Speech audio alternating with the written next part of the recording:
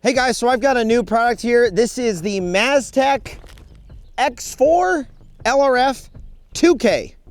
So this is a laser rangefinder device that has a ballistic computer on board. It's got a couple of lasers. It's got a bunch of stuff going on. So when you hit a button on the pressure switch or on the device itself, it shoots a laser out and then it reads the laser back into the device and it tells you how far the target is, and it calculates a ballistic solution based on the information you put into the device that is the same, hopefully, and parallels the information of the rifle it is sitting on top of. Now, important thing about the name of this device, this is the 2K. A lot of people hear that and think $2,000. Well, actually, in this case, the 2K is about $2,200 or $2,300. But the 2K is the distance in which it can range. 2 kilometers, which is 2198 yards, something like that, 1,800 meters, is what this device is. This is a civilian class device, so any of us can go out and buy it if we have $2,300 of disposable income, or $2,400 after tax and all that crap. I don't believe the pressure switch is included. That is a separate product, because I got that in a separate box with this.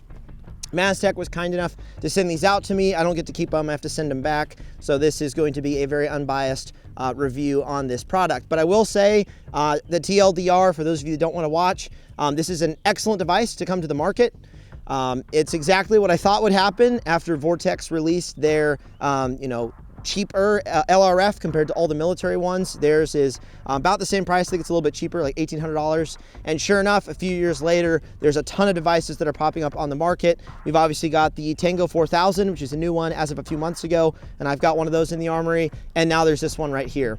I will say though, this one is the most militaristic sort of form factor of the cheaper civilian devices that have come out. The Vortex is kind of a large plastic looking thing. Lots of dudes are using them. They do work well, but this looks like something that you would see on a military rifle, such as this Sequence SP10. So that's fun for those of us that like cool military stuff.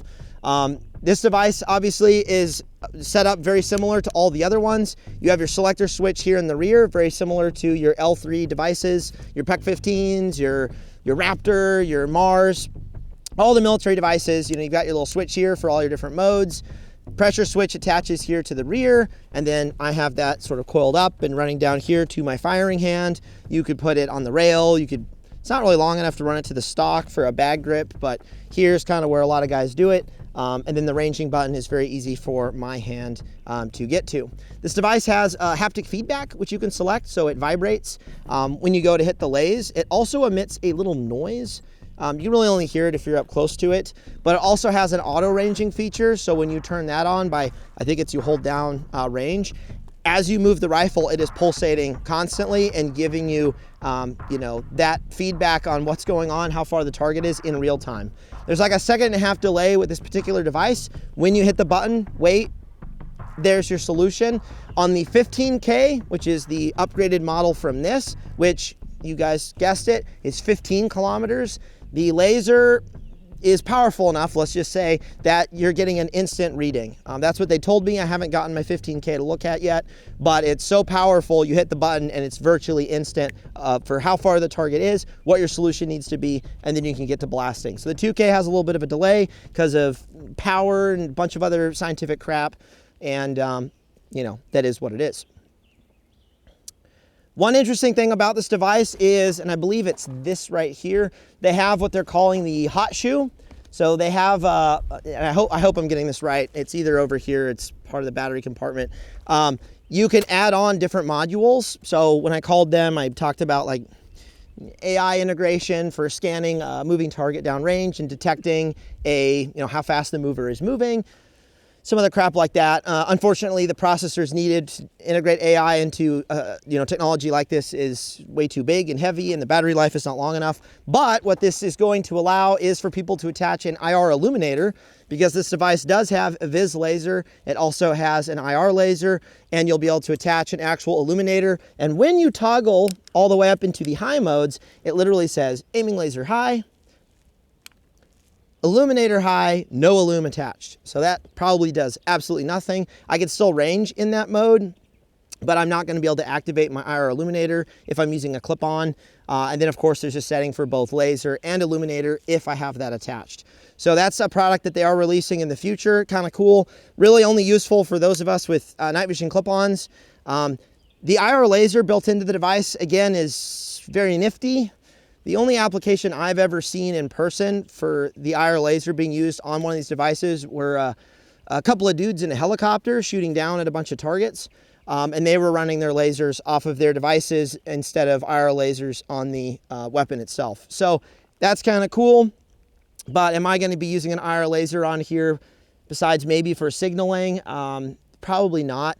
The Viz laser is decently bright. It's enough to zero. You'll see right here, it is a civilian class red laser. So I recommend zeroing at dusk or getting a glint target of some sort. And then you'll see it just fine, zeroing it the way that you need to. Let's talk about the actual program settings. So there's an interesting thing on this device that's a little bit different than all the other devices. They have split apart for the weapons profiles your bullet and your gun specs. So to explain, on all the other devices like the Mars, the Envision Mars down there, the Wilcox Raptor, I believe the newer Storm and a few other ones, you build a gun profile, and that gun profile has the ammunition specifics, the ballistic coefficient of that round, the custom curve that you're using, the muzzle velocity, all that good stuff is part of the profile itself. What Maztec has done, and there's a lot of reasons for this with the mag counting, there's some stuff they're working on. They've actually split it apart. So you build your gun profile, which is your optic height to your bore, your twist rate, all that information surrounding a rifle, and then you create a bullet profile. So in this case, I built an SP10 profile and I built a Sierra Match King profile for my 140 grain ammo. The downside is that Sierra Match King profile that I built was, a certain muzzle velocity. It's like 2670 is what I have written on here. But if I load that Sierra Match King profile on my CSR down there, the muzzle velocity is actually going to be different. So that's where you probably have to build like a SP10 ammo profile. And then if you are moving this between guns, you have different profiles for those guns. In reality though, most people, you're gonna put this on one gun, you're gonna set it up to that one ammo, and you're done. And that's what I've done on this particular rifle. So that is something interesting. He mentioned on the phone that AB wasn't a huge fan of that, but they were able to talk them through the reasons why Maztec wanted to split them apart. And once you get the hang of it, it's really not a big deal. But for those of us who have used military style devices and lots of other LRFs, it is kind of weird having to build like two profiles. But they do have an app, which is why I have this phone here, and to look cool, because that's what all this is about. So there is an app. Let me unlock my phone, please. I know everybody wants to, not everyone, just weird people. So I have Bluetooth turned on. You have different modes. You can turn Bluetooth on, off, all that good stuff. In this case, I've already attached my LRF, so X4-LRF KRL3, and there's some privacy settings so you can prevent people from going in and messing with your device. I can delete, disconnect, all that good stuff. You click on it, encrypting connection. So now it's doing its whole handshake crap. Enhance. One thing that's really fun about this app, and I could see this maybe being useful for like instructors or something, is when I go to laze a target, so let's go to the minivan, boom, hit that. All the data that it's shooting up to the heads-up display on the device is going to be replicated on the phone. So I've got my compass heading 215, and you'll see that's actually auto-updating across to the device. My cant will also probably, nope, it's not auto-updating. But my dope over here, 463 meters, my wind hold and my elevation are synced over. So if you're an instructor, you could potentially watch what the student's doing, I guess, and like do something, which is fun. But what's cool with this is this device is not pulling wind, which is a good thing. But I can go in here and I added my own wind sort of setting. I think you have to do this like every time. I'm gonna say 3 o'clock. So a full value wind. We've had some wind today. I'm just gonna say 6 miles an hour. And now every time I go to range at whatever distance, like let's hit that Suburban, that's really far away. it's going to give me what my windage hold will be if there's a 6-mile-an-hour wind down there. So it gets me in the ballpark, you know, 0.6, like, okay, that's what's going on. So I can actually set that down here. I can build all my gun profiles on my phone. I will say you can build a gun profile on here. It just takes forever. When you go to name it, you got to like hit the arrow keys for every letter and then go next and then do the same thing again. Like texting, actually texting on an old phone was easier than what this is.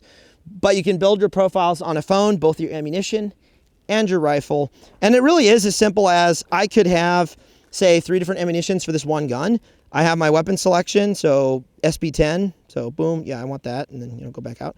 I could then pick between multiple ammos. I could have a, you know, a Berger Federal, and then I could have a Winchester training ammo or something. And I could go pick between the ammos, and the gun profile isn't going to change because the gun isn't changing. That is kind of nifty. You'll see they have a lot of profiles preloaded. They have M193. They got M855A1. They got 5.5. They've got 6.8. They got some military crap. That is the military crap, actually. And then they have Mark 262. So they have some stuff loaded in, which is kind of fun. They also have some weapons profiles loaded in. AR-15, 1-7 twist. Bore heights, 3.1. That's probably somewhat consistent. 0 to 100 yards. That's like your basic profile. You could select that and go to town. MR556, they've got that, a 416, a Spear LT, a Scar 16, a Spear, a 7 PRC or a 7, what is that? It's a 2, I don't know. And then I have my SB10 down here that I built. So they have a few profiles built in, so you could potentially just drop this onto a gun, select Mark 262, select AR-15 and go to town. You could do that, although it's not really recommended. So that is kind of the phone sort of situation. You can download that, use it. It's got applied ballistics, yippee, good fun. But let's actually talk about the OS on the device itself. This is one of the better ones, and it's because the developers are gamers. So if we open up the menu, we'll go to Program. Hold M. They have these nice little icons, like a video game. Now I like that because, you know, it's simple and I can immediately see what I'm seeing and I don't need to read the text because, you know, you got pictures, you don't need that. So I select the weapon. I can do that on the device. I can select the ammunition. I can make an ammunition profile. Display settings, I can change my brightness to auto, high, medium, low. There's probably some other crap in here too. Brightness, display orientation. So if I want to run this on the side of a weapon for some reason, I can flip it to portrait view. So if I want to go for the full Battlefield 4 experience, I can do that. Display timeout, so I can make it so the display turns off on its own while I'm not using it. It's good fun. Units, select yard, I think it's for yards and meters. Cant or correction. So this is, I'm going to say, I think it's already on live. And I think that is going to let me, let's actually go to here. So cant correction, I think. Ooh, yeah.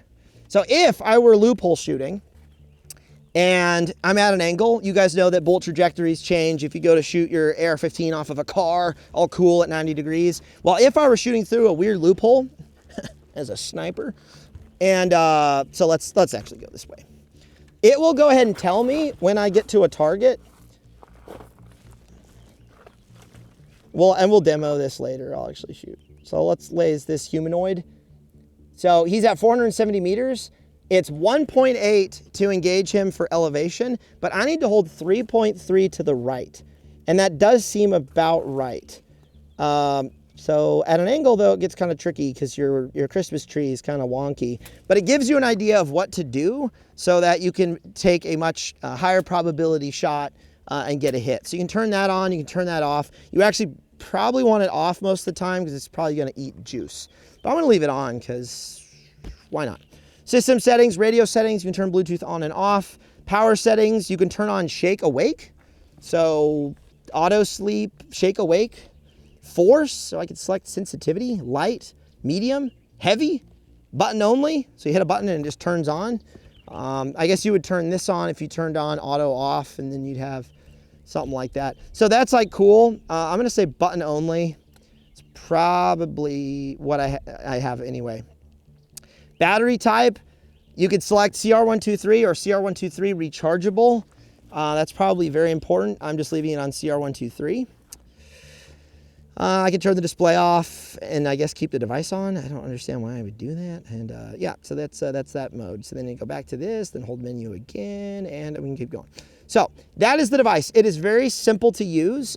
Even if you're someone who's never gotten into long range, it tells you exactly what's going on. The iconography, the symbiology is very convenient. There's a couple other devices I've used that were kind of hard to understand and you had to get the manual out. On this guy, not so much. So really cool device. I'm definitely going to be using these on my personal guns. The 15K, I don't think I mentioned the price earlier, is a screaming $5,000, somewhere around there. Now that is a lot of money, but compared to that guy down there, that's 10 grand.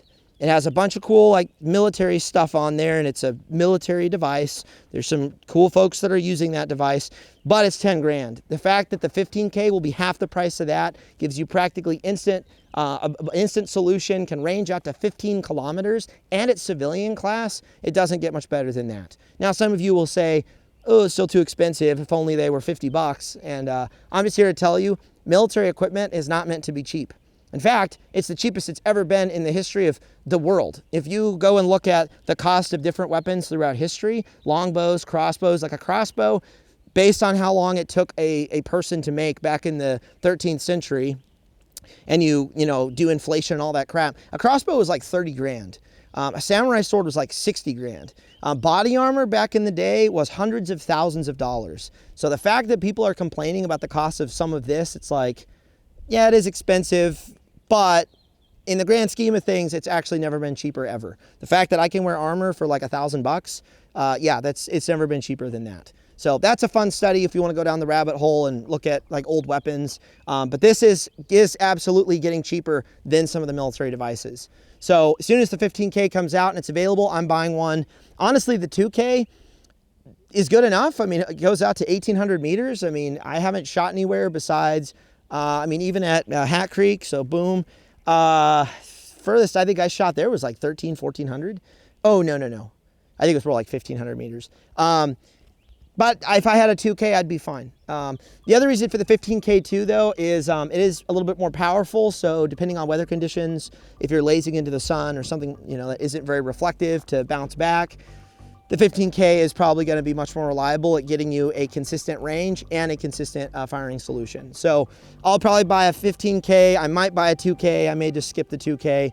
But I think it's really cool what Maztec is doing, and a little bit of background history on Maztec, because I didn't know who they were. Most of us don't. They are a subcontractor for lots of military defense manufacturers. They've worked on the Apache program, the ENVG, like night vision program. They work with FLIR. Basically, the way it works is when one of those huge contracts gets given to, you know, the people that make Apaches and whatnot, you know, and it's billions of dollars over 10 years or whatever it is, then Maztec gets brought in by that company to assist in adding that one component or creating that one thing for that program.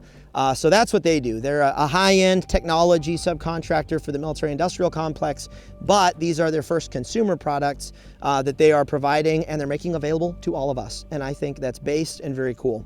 A lot of you have heard the Maztec name, if you have, because of the HUD, the heads-up display device that you know, goes onto an LPVO and it gives you a heads-up display in your actual scope reticle. That deserves its own video. Personally, I'm a lot more interested in these devices. They're a lot more, they have a lot more use case for more of us than their heads-up display device, and they know that. So I actually think these are going to sell a whole lot better, and we'll see a lot more of these devices on people's guns, whether they're a hunter or a guy that goes and shoots long-range matches, or if you're someone who just wants to have this technology on your gun so you can be a little bit faster at knowing what you need to shoot, blasting, and as one tip for that, the last tip, do not dial and then hit the button. It will not line up. Everybody needs to make that mistake once, but if you plan on ranging with this device on every target and shooting, you got to stay on 0, so your 0 is consistent with the 0 for the laser on this device. I've made that mistake. It's a good mistake to make once, but then you don't want to make it again. So that's the Maztech X4-LRF 2K. Probably won't do a video on the 15K because it's going to be the same. The other fun thing is built onto this device are iron sights. So that's kind of weird. I guess they were just like, you know what, we're already cutting this out, may as well add an extra feature. I will say the guy I talked to on the phone did not bring that up, but that is pretty funny, actually. So that's the Maztec. Hope you guys found that interesting, and I hope to see these on a lot of guns here in the future.